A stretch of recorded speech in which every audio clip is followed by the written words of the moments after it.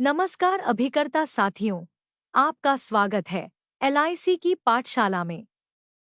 आज हम आनंदा 2.0 के दूसरे पहलू पर बात करने जा रहे हैं। मेरा मतलब है कि आनंदा 2.0 से बच्चों की पॉलिसी कैसे करें।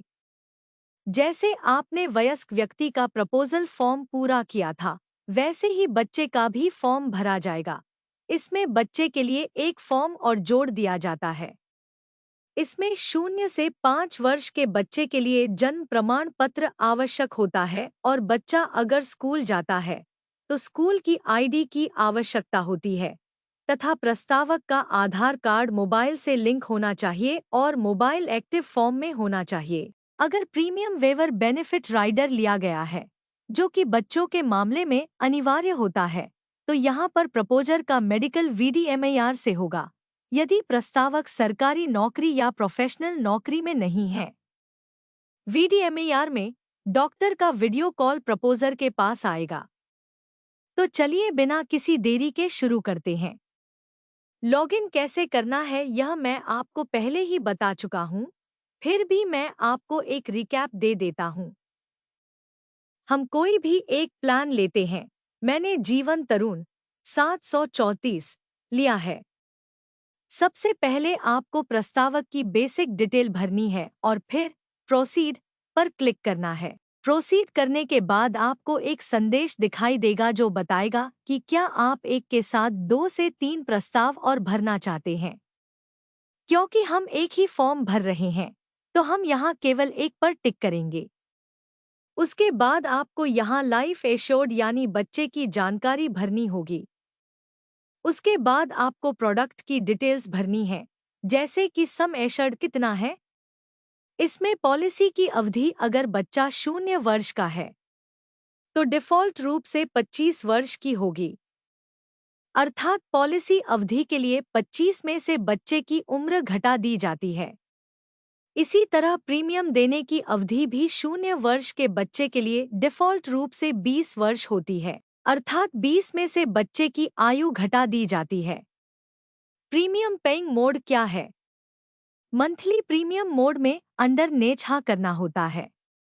कस्टमर पुलिस में तो नहीं है। ड्योसी क्या है? क्रिटिकल इलनेस राइडर नहीं देना है तथा टर्म राइडर भी नहीं देना है। इसके बाद आपको कैलकुलेट प्रीमियम पर क्लिक करना है। मासिक प्रीमियम भुगतान मोड के 2 विकल्प होते हैं तथा बाकी 3 मोड त्रैमासिक, अर्धवार्षिक और वार्षिक प्रीमियम भुगतान मोड के। अब यहाँ पर आपको भ्रमित होने की जरूरत नहीं है। मासिक मोड में एक विकल्प चुनना है। पहले वाले मासिक मोड विकल्प में आपको 3 महीनों का प्रीमियम भुगतान करना होगा। अंतिम वाले विकल्प में आपको केवल 1 महीने का प्रीमियम भुगतान करना होगा। आपको पहले या अंतिम वाले विकल्प को ही चुनना है। जैसे ही आप आगे बढ़ते हैं तो आपको एक संदेश दिखाई देता है कि क्या आप कोई और योजना या प्रस्ताव जोड़ना चाहते हैं, तो आपको नो पर टिक करके आगे बढ़ना है। कोटेशन सेव करते ही आपके प्रपोजल के लिए एक एक्सेस आईडी जनरेट हो जाती है जो कि दाईं और ऊपर की तरफ लिखी रहती है। अगले पेज पर आता है प्रस्तावक तथा बच्चे की ईकेवाईसी पूर्ण करने का लिंक। प्रस्तावक की ईकेवाईसी शुरू करने के लिए क्लिक करें।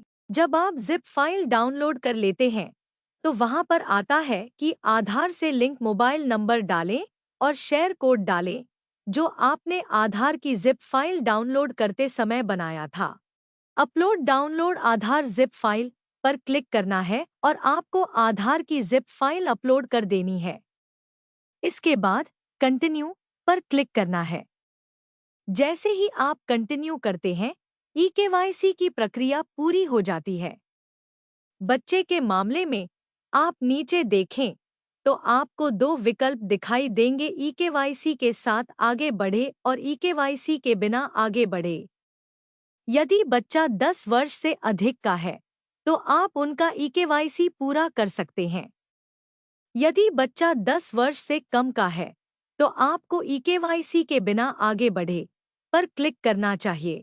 यहाँ मैं आपको यह भी सूचित करना चाहूंगी कि यदि बच्चा स्कूल जाता है तो भुगतान विकल्प चुनने से पहले आपको उनकी स्कूल आईडी अपलोड करनी होगी। यदि बच्चा स्कूल नहीं जाता है, तो आपको वहां उनका जन्म प्रमाण पत्र अपलोड करना होगा। दोनों ही चीजें पीडीएफ फॉर्म में अपलोड होंगी। प्रस्तावक की आधार ई-केवाईसी पूरी करने के बाद कंटिन्यू पर क्लिक करना है। जैसे ही आप कंटिन्यू करते हैं, ई-केवाईसी की प्रक्रिया पूरी हो जाती है। सबसे ऊपर ग्राहक का फोटो और उनकी मूल जानकारी दिखाई देती है। उसके नीचे आपको उनके माता-पिता का नाम, वैवाहिक स्थिति तथा यह कि वह आयकर भुगतान करता है या नहीं, ये विवरण भरने होंगे। उसके नीचे प्रश्न है कि क्या वह फिजिकल पॉलिसी बॉन्ड चाहते हैं या नहीं। बाकी विकल्प डिफ़ॉल्ट रूप से भरे रहते हैं।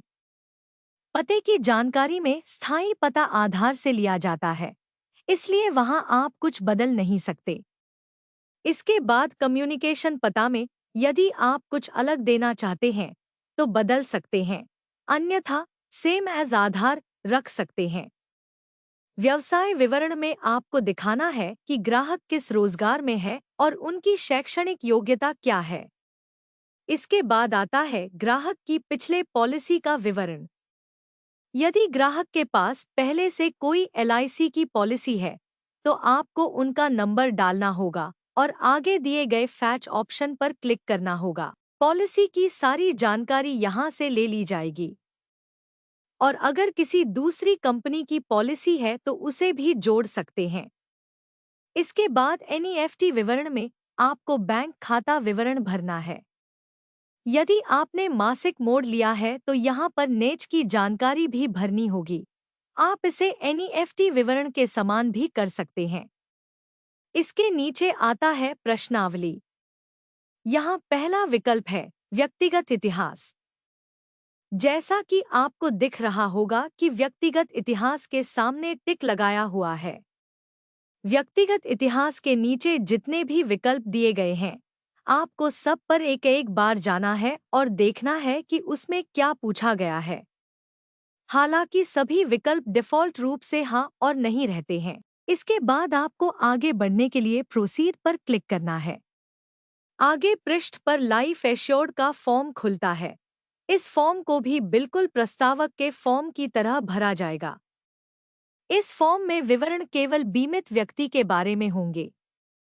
मूल जानकारी जैसे उनके माता-पिता का नाम, ये विवरण भरने होंगे। उसके नीचे प्रश्न है कि क्या वह फिजिकल पॉलिसी बॉन्ड चाहते हैं या नहीं। उसके बाद बच्चे का एक पासपोर्ट साइज फोटो अपलोड करना होगा। क्या नाबालिग का पता प्रस्तावक के पते के समान है? स्थायी और संचार पता में हाँ करना होगा। क्या बच्चा स्कूल जाता है? तो उसका क्लास लिखना होगा। इसके बाद आता है लाइफ एश्योर्ड की पिछली पॉलिसी का विवरण। यदि बच्चे के पास पहले से कोई एलआईसी की पॉलिसी है, तो आपको उनका नंबर डालना होगा और आगे दिए गए फैच ऑप्शन पर क्लिक करना होगा। और अगर किसी दूसरी कंपनी की पॉलिसी है तो उसे भी जोड़ सकते हैं। इसके बाद एनईएफटी विवरण में प्रस्तावक का बैंक खाता विवरण डिफ़ॉल्ट रूप से भरा रहता है। यदि आपने मासिक मोड लिया है तो यहाँ पर नेच की जानकारी भी डिफ़ॉल्ट रूप से भरी रहती है। आप इसे एनईएफटी विवरण के समान भी कर सकते हैं। इसके बाद परिवार विवरण में आप बच्चे के माता, पिता, उनके भाई, बहन आदि को जोड़ सकते हैं। इसके नीचे आता है प्रश्नावली। यहाँ पहला विकल्प है चिकित्सा इतिहास। उसके नीचे दो विकल्प और हैं। आपको सब पर एक एक बार जाना है और देखना है कि उसमें क्या पूछा गया है। हालांकि सभी विकल्प डिफ़ॉल्ट रूप से हाँ और नहीं रहते हैं। जब आप स्वास्थ्य की स्थिति वाले विकल्प पर जाते हैं, तो वहां पर पूछता है ग्राहक की ऊंचाई और वजन कितना है। उसके बाद आप प्रोसीड पर क्लिक करते हैं और पूरा प्रस्ताव फॉर्म चेक करने के बाद सेव प्रपोजल पर क्लिक करना है। उसके बाद डॉक्यूमेंट सेक्शन में प्रपोजर का कोई भी डॉक्यूमेंट नहीं अपलोड करना है। बच्चे के सेक्शन में आपको जन्म प्रमाण पत्र या स्कूल आईडी अपलोड करनी होती है।